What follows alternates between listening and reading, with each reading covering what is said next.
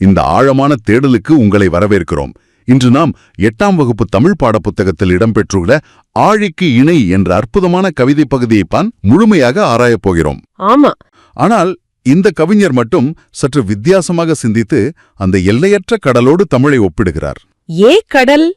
கடலுக்கும் தமிழுக்கும் அப்படி என்ன ஆழமான தொடர்பு இருக்கிறது என்பதை இந்த கவிதை எப்படி நிரூபிக்கிறது என்று நாம் வரிக்கொரு வரியாக உடைத்து பார்க்க போகிறோம். நிச்சயமாக. முதலில் அந்த பாடலை முழுமையாக உள்வாங்குவோம். 4 வரிகளில் அமைந்த மிகச்சிறிய பாடல் இது. இதுவா அந்த வரிகள்?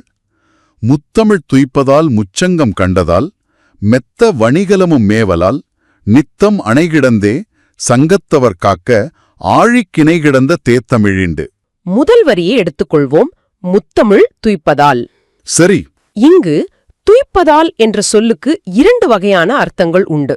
ஒன்று கற்பதால், இன்னொன்று தருதலால். ஓ, ஒரே சொல்லுக்கு 2 அர்த்தங்களா? சரி, இதை தமிழுக்கும் கடலுக்கும் எப்படி பிரித்து பொருத்துவது?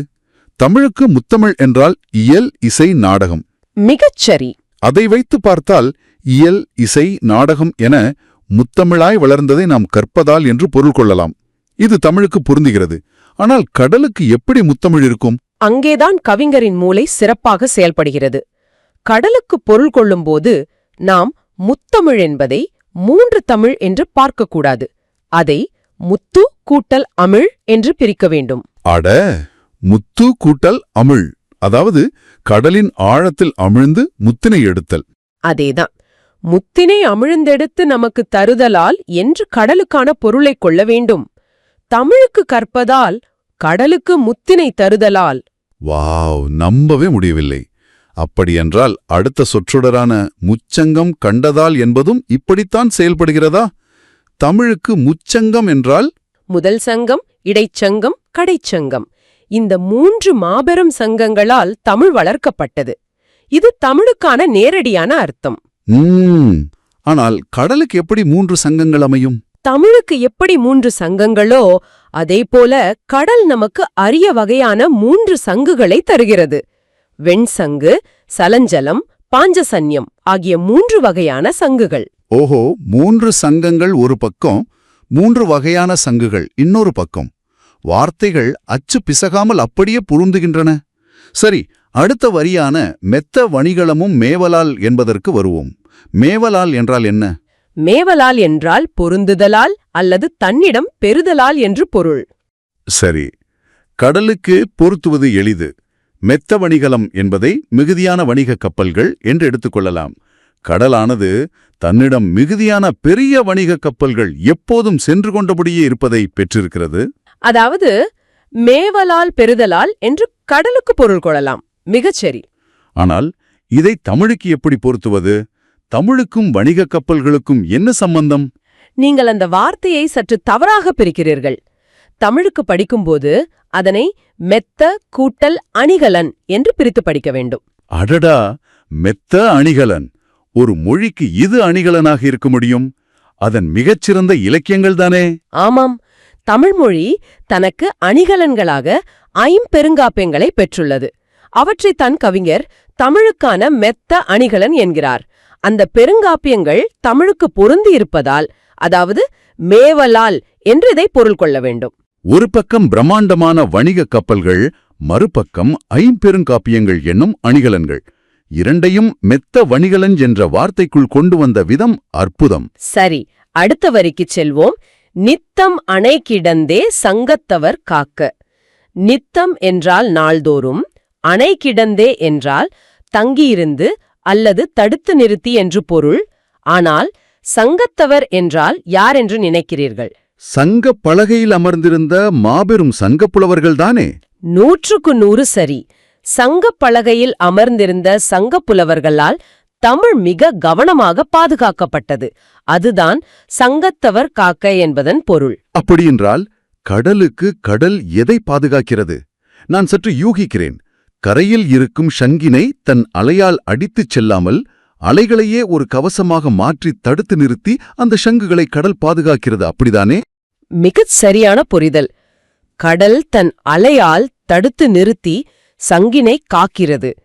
அலையே இங்கே அணையாக செயல்படுகிறது. அதனால்தான் பாடலின் நிறைவாக ஆழிக்கு இணை கிடந்த தேத்தமிழ் ஈண்டு என்று முடித்திருக்கிறார். ஆழிக்கு இணையான தமிழ். இங்கே ஈண்டு என்ற சொல்லுக்கு என்ன அர்த்தம்? ஈண்டு என்றால் இங்கே அல்லது இவ்விடத்தில் அமைந்திருத்தல் என்று பொருள். சுருக்கமாக சொன்னால், இந்த அளப்பெரிய கடலுக்கு இணையாக தேன் போன்ற சுவையுடைய தமிழ் இங்கே வீற்றிருக்கிறது என்பதுதான் மையக் கருத்து. இவ்வளவு நுட்பமாக சிந்தித்து இருவேறு உலகங்களை ஒரே நேர்கோட்டில் இணைத்த இந்த கவிஞரை பற்றி நாம் கட்டாயம் தெரிந்து கொள்ள வேண்டும். நிச்சயமாக. இந்த அற்புதமான பாடலை எழுதியவர் சந்தக் கவிமணி தமிழழகனார். சந்தக் கவிமணி தமிழழகனார். இந்த பெயரே ரொம்ப கவித்துவமாக இருக்கிறது. இது அவருடைய நிஜ பெயரா? இல்லை, இவருடைய இயற்பெயர் சண்முக சுந்தரம். தன்னுடைய கவிதை ஆற்றலாலும் சந்தங்கள் அமைத்து பாடும் திறமையாலும் இவர் சந்தக் கவிமணி என்று சிறப்பாக அழைக்கப்படுகிறார். ஓ, சண்முக சுந்தரம் இந்த பெயரை விட இது மிகச்சரியாக பொருந்தி போகிறது. இவ்வளவு கடினமான ஒரு உத்தியை கையாளுவதற்கு பெரிய அனுபவம் வேண்டுமே. ஆச்சரியம் என்னவென்றால், இவர் இளம் வயதிலேயே இலக்கண புலமையும் செய்யுள் இயற்றும் ஆற்றலும் பெற்றிருந்தார். இவர் மொத்தம் 12 சிற்றிலக்கிய நூல்களை படைத்துள்ளார். 12 சிற்றிலக்கிய நூல்களா? சரி, நாம் இப்போது பார்த்த இந்த பாடல் எந்த நூலிலிருந்து எடுக்கப்பட்டது? இது தனிப்பாடல் திரட்டு எனும் நூலிலிருந்து எடுக்கப்பட்டுள்ளது. குறிப்பாக 5ஆம் பகுதியில் உள்ள கழகப் பதிப்பு வெளியிட்ட தொகுப்பிலிருந்து தரப்பட்டுள்ளது. தனிப்பாடல் திரட்டு என்பது ஒருவரால் எழுதப்பட்ட நூல் அல்ல, சரிதானே? ஆமாம், உங்கள் சந்தேகம் சரியானது. பல காலகட்டங்களில் வாழ்ந்த பல புலவர்கள் பாடின தனித்தனி பாடல்களின் அருமையான தொகுப்புதான் இது. அந்த பெரும் கடலிலிருந்து எடுக்கப்பட்ட ஒரு சிறு முத்துதான் இந்த பாடல். முத்தை என்று நீங்கள் சொன்னதுமே எனக்கு அந்த முத்தமிழ் துய்ப்பதால் வரி நினைவுக்கு வந்துவிட்டது. அந்த முப்பட்டக கண்ணாடி உதாரணத்தை மீண்டும் இங்கே கொண்டு வருகிறேன். ஒரு சொல் உள்ளே சென்று 2 அர்த்தங்களாக வெளியே வருகிறது என்று பேசினோமே, இதற்கு இலக்கணத்தில் ஒரு தனி பேரே இருக்கிறதே.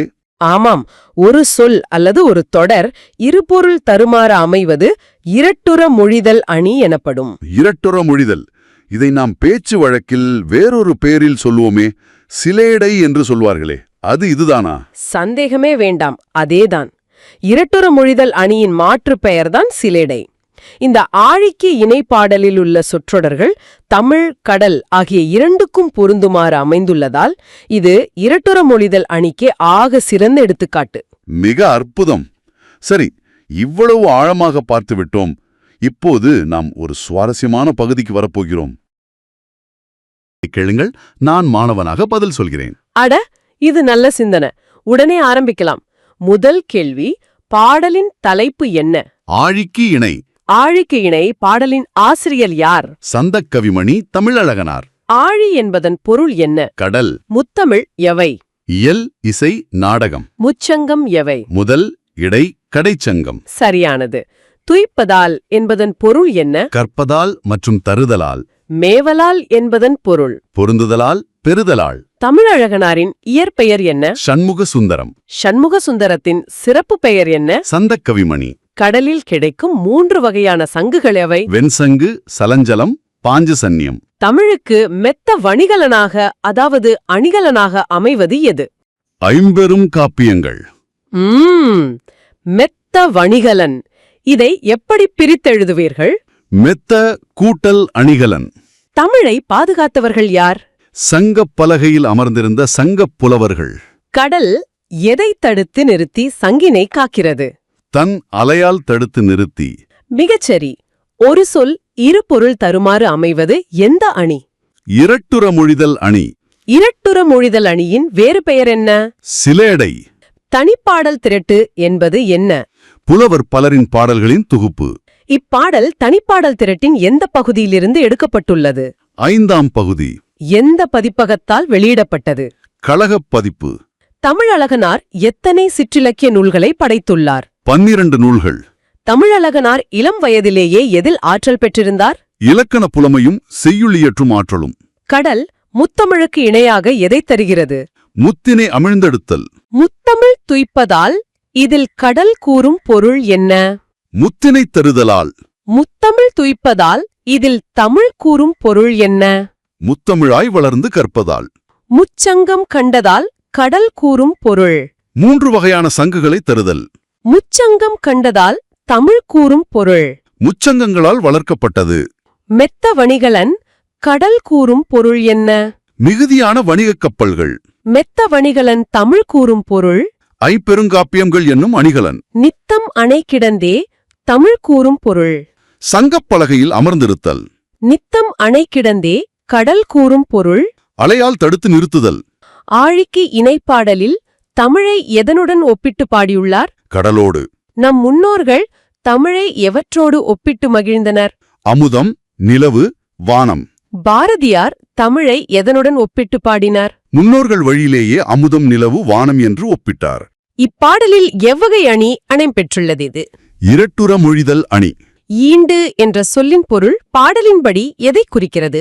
இங்கே அல்லது இவ்விடத்தில் அமைதிருத்தல். தமிழ் எத்தகைய காப்பியங்களை அணிகலன்களாகப் பெற்றது? ஐம்பெரும் காப்பியங்களை. கடல் எதனை மிகுதியாக தன்னகத்தே கொண்டுள்ளது?